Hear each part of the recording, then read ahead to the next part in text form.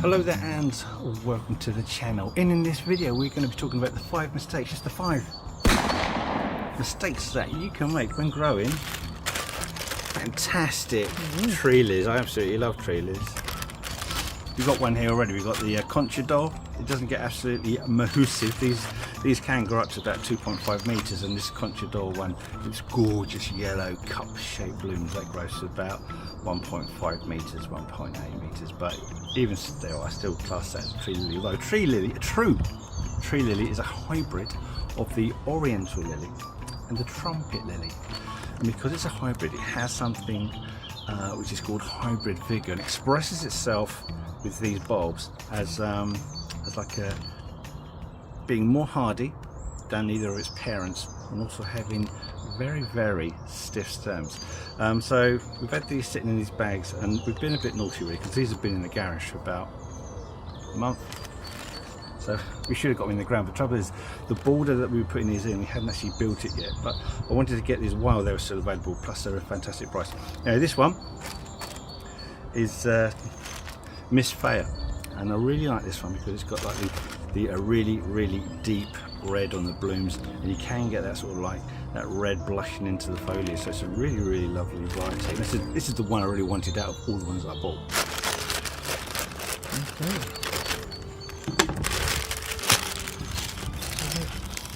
Yeah, see that? Ooh. Ooh. See all the red already coming through, and that's just moss peat in there. There's nothing on the moss peat. That's a bit small.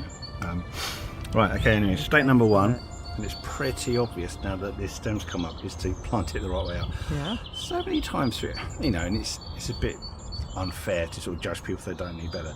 But they can plant it all sorts of weird way around. But it's quite obvious. Roots are here, tops there, but you can get smaller bulbs, different species of bulbs where it's not quite so clear. You might think it's pointed, so that goes the wrong way around. This one's pretty obvious, plant it the right way up. So as a mistake, pretty simple, easy one to make. Not really with this one, but I just keep aware of that, and always be aware of bulbs. Always check which is the right way up, because sometimes it really isn't obvious at all. Anyway, this is great. Anyway, so that's mistake number 1. All the rest could be so much harder. Right, mistake number 2 is all about planting these, and you want to plant them. You want to plant them deep. You know, it's a big plant. As I said before, these tree lilies can get up to about 2.5 meters tall, and they do have seriously thick stems. You know, on established large-grown plants, those stems can be around about 2 inches in diameter. So that is big, and that gives you 2 issues you need to try and avoid. And that is, you've got to plant it deep enough. Now they do say plant these 3 times the depth of the bulb. So if that's the soil where that bit is there, so that's 1, 2, 3. So you're looking at about 6-7 inches there. But really, I'll plant that deeper, and the reason for that, I'll probably plant this about 9-10 inches if I'm being honest with you. Maybe even a wee bit longer, simply because you've got those very tall stems, very stiff stems, and they need that sort of grab from the soil around it to stop it from falling over. The second thing is, despite it growing so tall, it doesn't need staking. So you don't need something like that. They do advise planting this in the shelter position because, you know, strong winds can rock it and cause damage. But on the whole, you plant that in the shelter position, you don't need that. Oh, it nearly hit me. You can just be left, and it's all about the depth. So plant them deep. That's mistake number 2. Hold on a minute. I've got something important to say. If you've enjoyed this video, or just find some of the information in it useful to you, then consider clicking on the like button. That way it makes it a lot easier for YouTube to find other people who want to find that information. Anyway, no further ado, let's continue finding out what old Boyle Butt has to say. Mistake number 3 is all about the soil. Now, these tree lilies, they require a slightly acidic soil, so you can't just put it into any old regular multi-purpose compost. You want to put it into ericaceous compost, which is mildly acidic. So if your soil isn't mildly acidic already, then you can mitigate that. That's a good word, by mixing in some ericaceous soil in with your garden soil. Secondly, it needs to be in moist, regularly moist but well drained soil, but one that doesn't or isn't prone to waterlogging over the winter, which if it is, that can cause other problems which we'll go into later.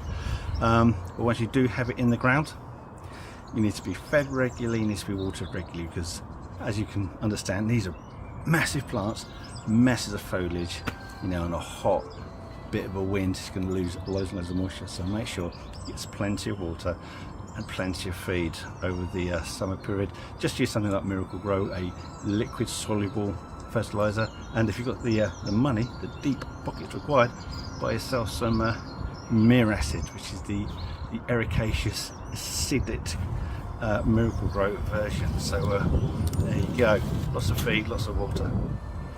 Don't not do that.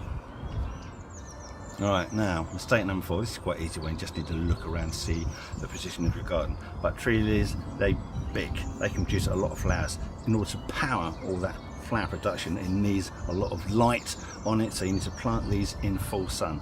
As I said earlier, put it in a shelter position. You don't want it in a position of extremely strong winds, because plants that tall, like I say, can get damaged. So there you go, sheltered position, absolutely full sun, as much sun as you can provide throughout the day.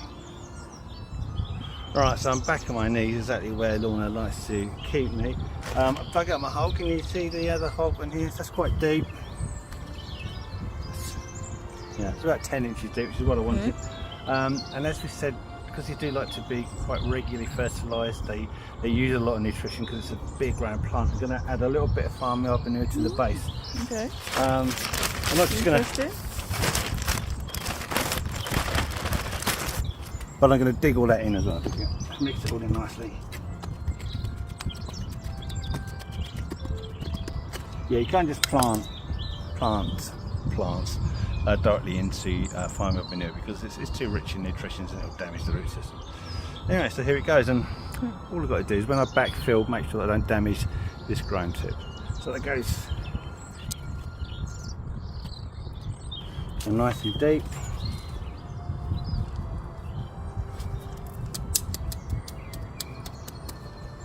And then backfill that.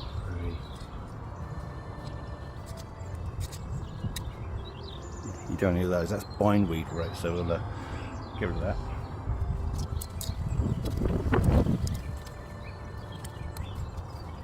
So I assume it will flower this year? Yes, that will flower this year. Oh. Do you have any other questions for me, Lorna? No, I'm just interested as to where you're going to put all the rest of them, but it's amazing. As any good gardener knows, there's always space for more plants. There is always more space, apparently. Right at that level. We are struggling to find any space. Anyway, let's keep going. Mistake number 5, and well done for reaching this far into the video. Mistake number 5 is like your end of time maintenance. Once it's finished flowering, remember to deadhead them, but don't forget to deadhead. Remove the seed pods behind the flowers as well, because on the whole, a lot of these are sterile. There's no point trying to produce a seed pod if there's no seeds in it, unless you're going to keep the seeds, but really, don't see any point in that. Take those seed heads off. That way your plant isn't spending precious resources to produce these pods and seeds, which could alternatively be used to grow the bulb in the ground and give you a better display next year. Likewise, regarding the canes, you know, the stems, allow those to die back naturally. Don't remove them until they've completely gone brown and died back into the bulb. That way your bulb will be as big as it possibly can be for next year's displays, which is really what you want at the end of the day. Other than that, we mentioned waterlogged soils. These can be lifted. So if you know that over winter your ground garden is going to be subject to a lot of rain, a lot of moisture, you know, high water table, then these can suffer rot. But there's no problem of lifting these once all the stems have died back into the ground. Lift it, put it somewhere frost free, you know, put it into a pot or a box full of like damp sand so it doesn't get too wet, and then just bring them back out again come the spring and plant them up. But there you go, that's your top 5 mistakes to avoid planting and growing tree lilies. And if there's anything you'd like to add, any great advice that you want to share with us, then you can do so. Put those in the comments, we'd love to hear hear from you. Anyway, thanks for watching. See you in the next video. Say goodbye, Lorna. Goodbye.